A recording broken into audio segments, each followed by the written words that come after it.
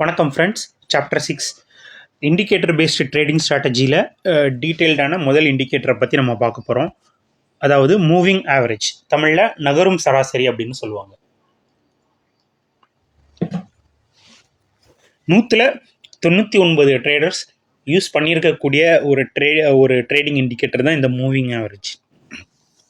ரொம்பவே சிம்பிளான ரொம்பவே யூஸ்ஃபுல்லான ஒரு இண்டிகேட்டர் அப்படின்னு சொல்லலாம். இன்னுமே சில ப்ரொஃபஷனல் ட்ரேடர்ஸ் இப்போ வரைக்கும் யூஸ் பண்ணிட்டு இருக்கக்கூடிய ஒரு முக்கியமான இண்டிகேட்டர் தான் இந்த மூவிங் ஆவரேஜ். உதாரணத்துக்கு சொல்லணும்னா தாமஸ் வேட் அப்படிங்கிற ஒரு பெரிய ஒரு ப்ரைஸ் ஆக்ஷன் ட்ரேடர் இருக்கார்.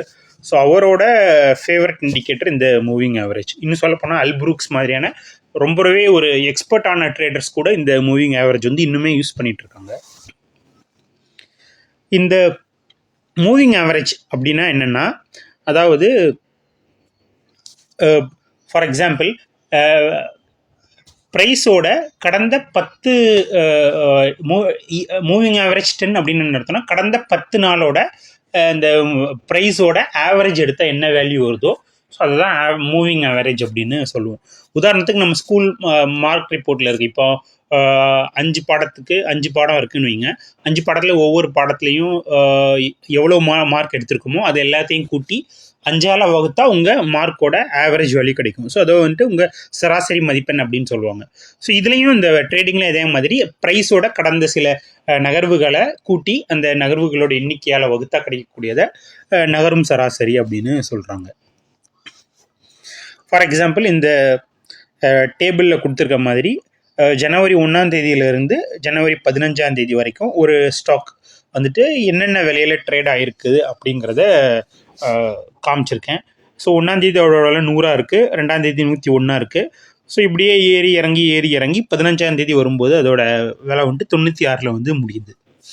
ஸோ இப்போது இதோட மூவிங் ஆவரேஜ் 5 எப்படி கால்குலேட் பண்ணுறதுன்னா, முதல் 5 நாட்களோட ஸ்டாக் ப்ரைஸை கூட்டி 5ஆல் வகுத்தா கிடைக்கக்கூடியது மூவிங் ஆவரேஜ் 5. அதே மாதிரி மூவிங் ஆவரேஜ் 9 என்னென்னா, முதல் 9 நாட்களை கூட்டி ஸோ அதை வந்துட்டு 9ஆல் வகுத்தா கிடைக்கக்கூடியது இந்த மூவிங் ஆவரேஜ் 9 அப்படின்னு சொல்லுவாங்க. ரொம்பவே சிம்பிளான இது. ஸோ இது எப்படி கால்குலேட் பண்ணுறாங்க அதை பற்றிலாம் நம்ம தேவையில்லை. ஏன்னா சார்ட்டில் வந்துட்டு ஆட்டோமேட்டிக்காக அந்த வேல்யூ எல்லாமே கிராஃபாக வந்துடும். ஸோ இதிலேருந்து எப்படி சிக்னல் எடுக்கிறது பையிங் சிக்னல், செல்லிங் சிக்னல் அப்படின்னா, நம்ம ப்ரைஸ் இப்போ கரண்ட் ப்ரைஸ் வந்து ஆவரேஜ் ப்ரைஸை விட மேலே இருந்ததுன்னா ப்ரைஸ் வந்துட்டு அப் ட்ரெண்டில் இருக்குது அப்படின்னு அர்த்தம். ஸோ அதாவது ப்ரைஸ் மேலே ஏறப்போகுது அப்படிங்கிறது. இதுவே கரண்ட் ட்ரேட் ஆகிற ப்ரைஸ் வந்துட்டு ஆவரேஜுக்கு கீழே இருந்ததுன்னா ப்ரைஸ் டவுன் ட்ரெண்டில் இருக்குது அப்படின்னு அர்த்தம். அதாவது ப்ரைஸ் இன்னும் இறங்க வாய்ப்பு அதிகமாக இருக்குது அப்படின்னு அர்த்தம். ஸோ இதே வந்துட்டு ப்ரைஸை கீழேருந்து, அதாவது மூவிங் ஆவரேஜ் லைனை கிராஸ் பண்ணி போச்சுன்னா ட்ரெண்ட் ரிவர்சல் ஆக போகுது அப்படிங்கிறதுக்கான அர்த்தம். ஸோ இதான் சிம்பிளான டேர்ம்ஸில் சொல்லணும்னா இதான் மூவிங் ஆவரேஜ் யூஸ் பண்ணி ட்ரேட் பண்ணுறதுக்கான ஸ்ட்ராட்டஜி. இந்த படத்தை பார்த்தீங்கன்னாலே சிம்பிளாக தெரியும். இந்த ஒரு சிவப்பு கலர் லைன் போகிறது வந்துட்டு அதுதான் மூவிங் ஆவரேஜ் லைன். ஸோ இதில் பார்த்தீங்கன்னா இந்த லைனை இந்த ப்ரைஸ் வந்துட்டு கட் பண்ணி கீழே இறங்கும்போது ட்ரெண்டு மாறி டவுன் ட்ரெண்ட் ஆகுது. ஸோ இது அந்த எங்கே கட் ஆகுதோ அந்த இடத்துல நீங்கள் செல் பண்ணியிருந்தீங்கன்னா டோட்டலாக ப்ரைஸ் கீழே வந்துட்டே இருக்கும், உங்களுக்கு லாபம் கிடச்சிருக்கும். இதே மாதிரி நவம்பர் மாதம் ப்ரைஸ் வந்துட்டு கீழே இருந்த ப்ரைஸ் கட் பண்ணி மேலே ஏறுது. ஸோ இந்த இடத்துல நீங்கள் பையிங் பண்ணியிருந்தீங்கன்னா உங்களுக்கு பிப்ரவரி வரைக்கும் ப்ரைஸ் மேலே ஏறிட்டே இருந்திருக்கும், உங்களுக்கு நல்ல லாபம் பார்த்துருக்கலாம். ஸோ இதான் சிம்பிளாக ஒரு மூவிங் ஆவரேஜ் யூஸ் பண்ணி எப்படி ட்ரேட் பண்ணுங்கிறது இந்த படத்தில் காமிச்சிருக்காங்க. ஸோ இதுவே நான் நிஃப்டியில் காட்டுறேன். நிஃப்டியோட 2024 வருஷத்துக்கான சார்ட் இது. ஸோ இதில் பார்த்தீங்கன்னா ஜூன் மாதம் ப்ரைஸ் வந்துட்டு இந்த மூவிங் ஆவரேஜ் கிராஃபை வந்துட்டு கட் பண்ணி மேலே க்ளோஸ் பண்ணியிருக்கு. ஸோ நீங்கள் அந்த மாதம் பை பண்ணியிருந்தீங்கன்னா ஆகஸ்ட் மாதம் வரைக்கும் ப்ரைஸ் தொடர்ந்து மேலே ஏறிட்டே இருந்திருக்கு, நீங்கள் பெரிய லாபம் பார்த்துருக்கலாம். திரும்ப ஆகஸ்ட் மாதம் கட் பண்ணி கீழே இறங்கினது ஆகஸ்ட் பாதியிலே திரும்பவும் கட் பண்ணி மேலே ஏற ஆரம்பிச்சிருக்கு. ஸோ இப்போவும் நீங்கள் வாங்கியிருந்தீங்கன்னா அக்டோபர் மாதம் வரைக்கும் நீங்கள் நல்ல லாபம் பார்த்துருக்கலாம். இதுவே அக்டோபர் மாதம் ஸ்டார்டிங்கில் திரும்ப கட் பண்ணி கீழே க்ளோஸ் பண்ணது நவம்பர் மாதம் பாதி வரைக்கும் டோட்டலாக இறங்கியிருக்கு. இந்த இடத்துல நீங்கள் செல் பண்ணியிருந்தீங்கன்னா பெரிய அளவில் லாபம் பார்த்துருக்கலாம்.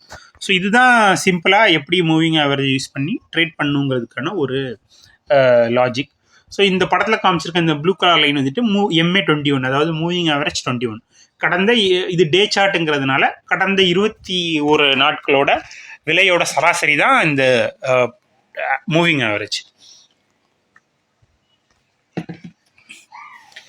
இதுலேயே நிறைய வகையான மூவிங் ஆவரேஜ் வந்துட்டு யூஸ் பண்ணுறாங்க.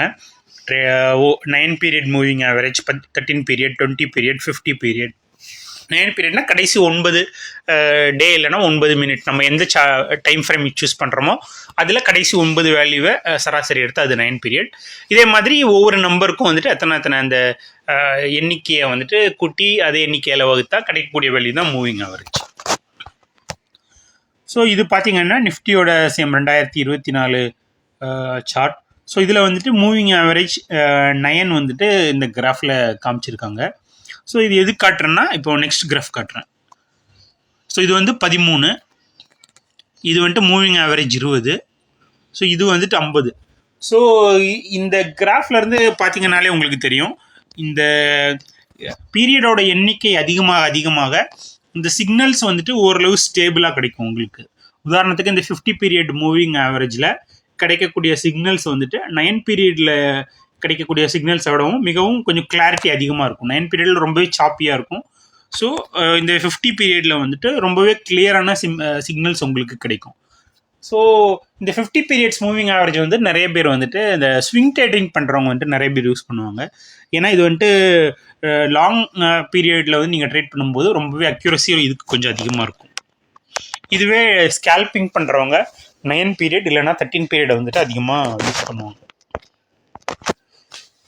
ஸோ இந்த மூவிங் ஆவரேஜ்லேயே இன்னொரு டைப் ஆஃப் மூவிங் ஆவரேஜ் இருக்குது. ஸோ இதை வந்துட்டு மூவிங் ஆவரேஜ் கிராஸ் அப்படின்னு சொல்லுவாங்க. அதாவது ஒரே கிராஃபில் ஒரே ப்ரைஸ் சார்ட்டில் 2 வகையான மூவிங் ஆவரேஜ் யூஸ் பண்ணுவாங்க. ஃபார் எக்ஸாம்பிள் 9 and 13 இருக்கலாம். இந்த படத்தில் காமிச்சிருக்கிறது வந்துட்டு 20 and 50. 20 இதில் வந்துட்டு இந்த மூவிங், அதாவது ஒரு மூவிங் ஆவரேஜை இன்னொரு ஆவரேஜ் கிராஸ் பண்ணும்போது ஒரு சிக்னல் கிடைக்கும்.